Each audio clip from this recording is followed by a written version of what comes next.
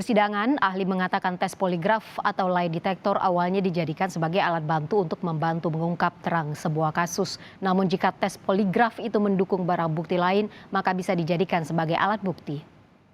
Terkait dengan poligraf, saya kira ini sesuatu aspek yang masih perlu diperdebatkan lebih lanjut. Kenapa demikian?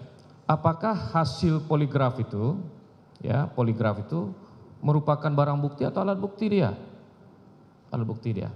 Ada yang menyebut poligraf itu adalah alat bukti, ada yang menyebut sebagai barang bukti. Tapi meskipun demikian, proses penemuan atau proses untuk mendapatkan hasil tes poligraf itu tentu ada aturan yang mengaturnya, yang harus diacu. Ada standar prosedur yang harus diacu. Seperti tadi saudara penasihat hukum menyebut ada Perkap Polri, Perkap Kapolri, yang mengatur tentang dengan cara bagaimana orang diperiksa. Kalau seandainya hasil yang diperoleh itu dengan cara-cara yang bertentangan dengan aturan hukum yang mengaturnya, maka tentu hasilnya itu tidak bisa diterima sebagai bukti. Kenapa demikian?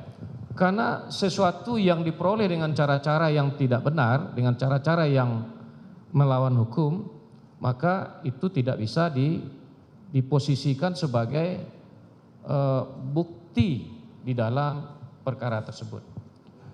Saya teringat sebuah teori yang sudah berlangsung atau sudah ditemukan sejak tahun 1920-an kalau saya tidak salah, dalam perkara pidana di Amerika. Saya lupa perkara pidana apa.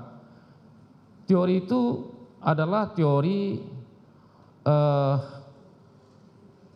the fruit poisonous tree, teori buah dari pohon yang beracun. Jadi kalau seandainya pohonnya beracun, apapun yang dihasilkan dari pohon yang beracun itu pasti akan beracun juga.